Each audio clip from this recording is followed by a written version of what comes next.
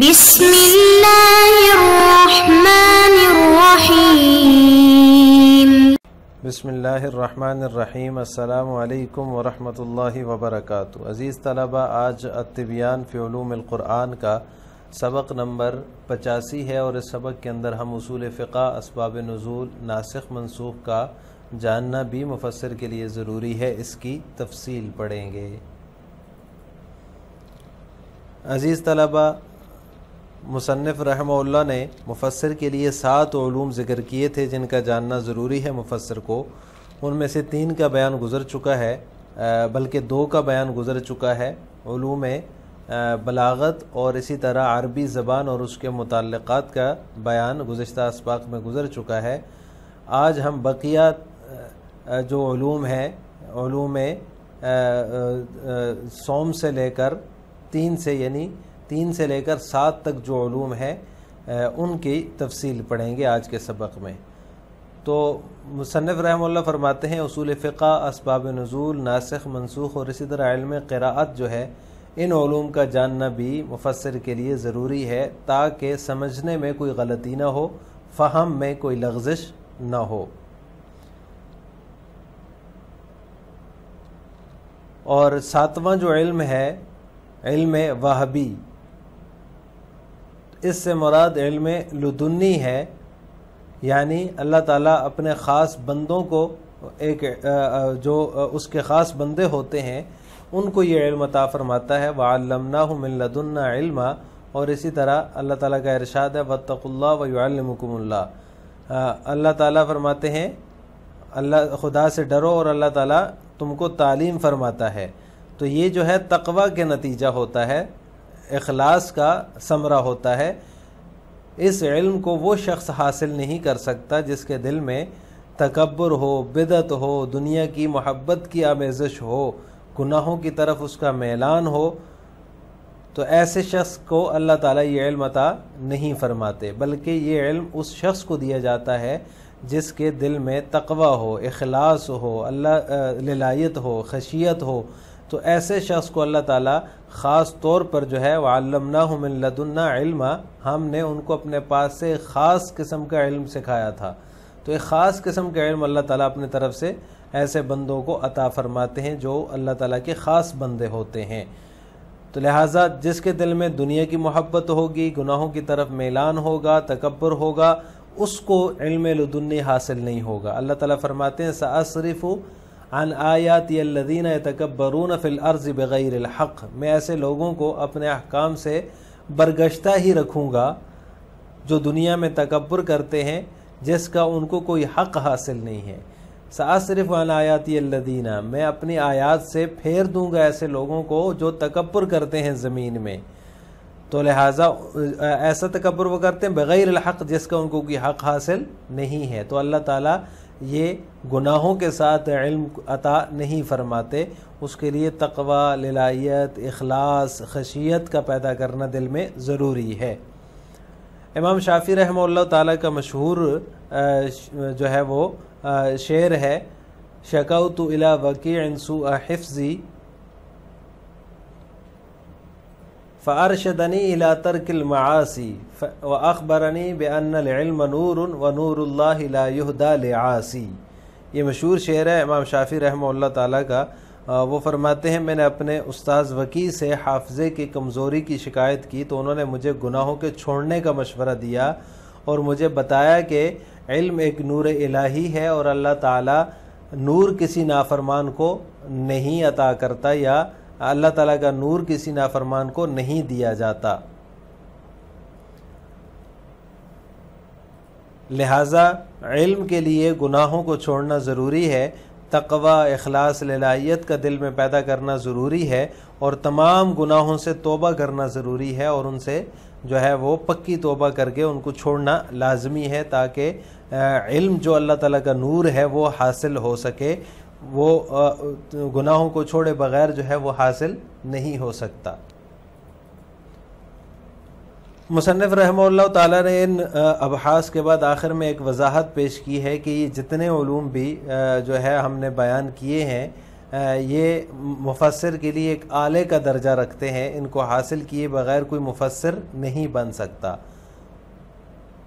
کیونکہ قرآنی علوم اور اس سے مستنبط ہونے والے جو مسائل ہیں وہ ایک بحر بے کنار ہیں، ایسا سمندر ہے جس کا کوئی کنارہ نہیں ہے۔ قرآنی علوم ایسے ہیں کہ ایسا سمندر ہے کہ ان کا کوئی کنارہ نہیں ہے۔ اور یہ جتنے علوم بھی ہم نے ذکر کیے ہیں، 7 علوم ذکر کیے ہیں، عربی زبان اور اس کے متعلقات، علم صرف، نحو اور علم اشتقاق، اور اس کے بعد علوم بلاغت جو ہے، معانی، بیان، بدیع، اور اس کے بعد اصول فقہ، اسباب نزول، ناسخ منسوخ، علم قراءات اور علم وحبی، یہ جتنے علوم بھی ہیں یہ ایک اعلی کا درجہ رکھتے ہیں، ان کو حاصل کیے بغیر کوئی مفسر نہیں بن سکتا۔ اور یہ جس کو یہ تمام علوم حاصل ہو جائیں تو وہ مفسر اعلیٰ درجے کا ہوگا، یہ تفسیر کا اعلیٰ درجہ ہے۔ لیکن مصنف فرماتے ہیں کہ کچھ ایسے معانی بھی ہیں جنہیں انسان قرآن کے الفاظ سنتے ہی سمجھ لیتا ہے، جیسے ہی کوئی آیت سامنے آتی ہے تو اس کا معنی بھی سمجھ میں آ جاتا ہے اس لفظ کو سنتے ہی، کیونکہ اللہ تعالیٰ نے قرآن کو آسان بنایا ہے اور اپنی مقدس کتاب میں تدبر اور اس سے نصیحت لینے کا حکم دیا ہے۔ تو لہٰذا یہ جو ہے افلا یتدبرون القرآن، کیا یہ لوگ قرآن میں غور نہیں کرتے، یہ جو تفسیر کا درجہ ہے، جیسے جس کو سنتے ہی ایسا معنی سمجھ میں آ جائے، یہ تفسیر کا ادنا درجہ ہے، اور جو علوم سب جس کو حاصل ہو جائیں تو یہ تفسیر کا اعلیٰ درجہ ہے۔ وَهَكَذَا بَقِيَّةُ الْعُلُومِ مِنْ أُصُولِ الْفِقْهِ وَأَسْبَابِ النُّزُولِ وَمَعْرِفَةِ النَّاسِخِ وَالْمَنْسُوخِ وَعِلْمِ الْقِرَاءَاتِ كُلُّ ذَلِكَ مِمَّا يَحْتَاجُ إِلَيْهِ الْمُفَسِّرُ لِكِتَابِ اللَّهِ تَعَالَى حَتَّى لَا يُخْطِئُ فِي الْفَهْمِ وَلَا تَزِلُّ قَدَمُهُ بِسَبَبِ الْجَهْلِ بِهَذِهِ الْأُمُورِ الضُّرُورِيَّةِ۔ وَأَمَّا عِلْمُ الْمَوْهِبَةِ فَيُقْصَدُ مِنْهُ الْعِلْمُ اللُّدُنِّيُّ الرَّبَّانِيُّ وَعَلَّمْنَاهُ مِنْ لَدُنَّا عِلْمًا الذي يورثه الله تعالى لمن عمل بما علم ويفتح قلبه لفهم أسراره، قال تعالى واتقوا الله ويعلمكم الله، فهو ثمرة التقوى والإخلاص، ولا ينال هذا العلم من كان في قلبه بدعة أو كبر أو حب للدنيا أو ميل إلى المعاصي، قال الله تعالى سأصرف عن آياتي الذين يتكبرون في الأرض بغير الحق، وما أجمل قول الشافعي رحمه الله شكوت إلى وكيء سوء حفظي فأرشدني إلى ترك المعاصي وأخبرني بأن العلم نور ونور الله لا يهدى لعاصي، قال السيوطي رحمه الله ولعلك تستشكل علم الموهبة وتقول هذا شيء وليس في قدرة الإنسان وليس كما ظننت من الإشكال، والطريق في تحصيله ارتكاب الأسباب الموجبة له من العمل والزهد، ثم قال علوم القرآن وما يستنبط منه بحر لا ساحل له، فهذه العلوم التي ذكرناها فيه كالآلة للمفسر ولا يكون مفسرا إلا بتحصيلها، فمن فسر بدونها كان مفسرا بالرأي المنهى عنه، وهذه الشروط التي ذكرها العلماء إنما هي لتحصيل أعلى مراتب التفسير، وهناك معان عامة يفهمها الإنسان عند سماع اللفظ الكريم، فقد سهل الله القرآن ويسره وأمر بالتدبر والتذكر لكتابه المجيد، أفلا يتدبرون القرآن، وذلك أدنى مراتب التفسير، والله الموفق۔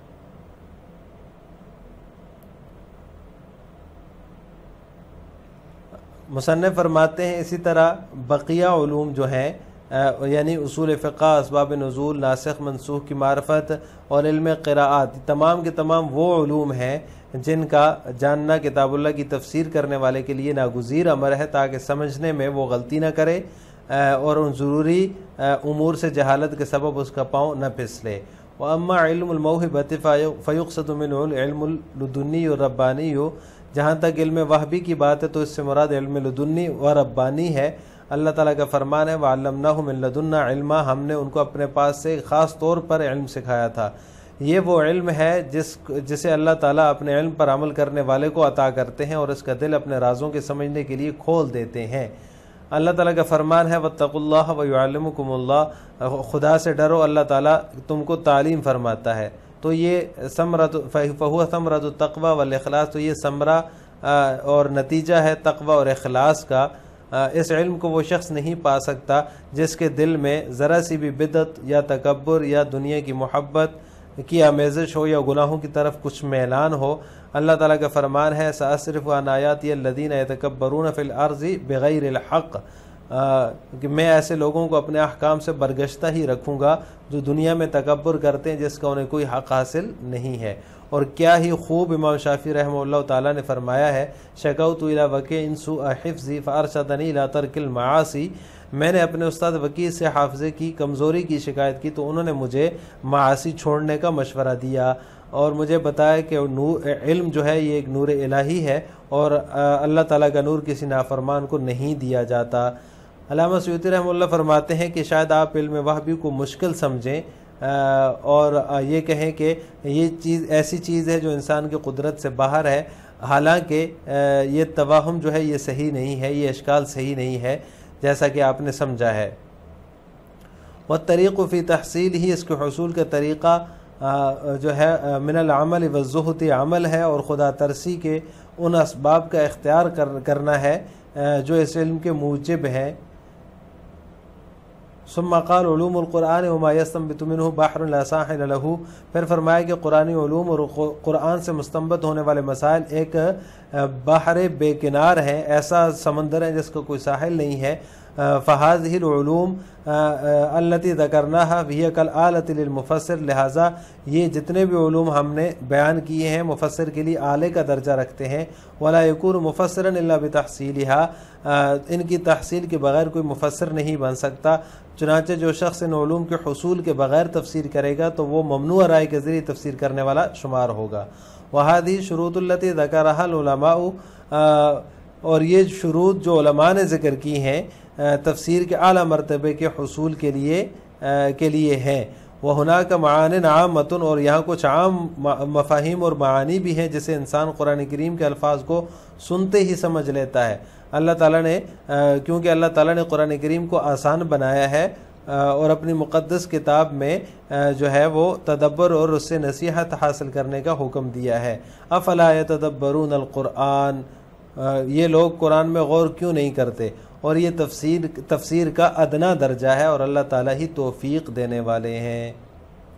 لہٰذا آج کے سبق کا خلاصہ یہ ہوا کہ ہم نے اصول فقہ، اسباب نزول، ناسخ منسوخ اور علم وحی کا مفسر کے لیے جاننا ضروری ہے، اس کی تفصیل پڑھی ہے۔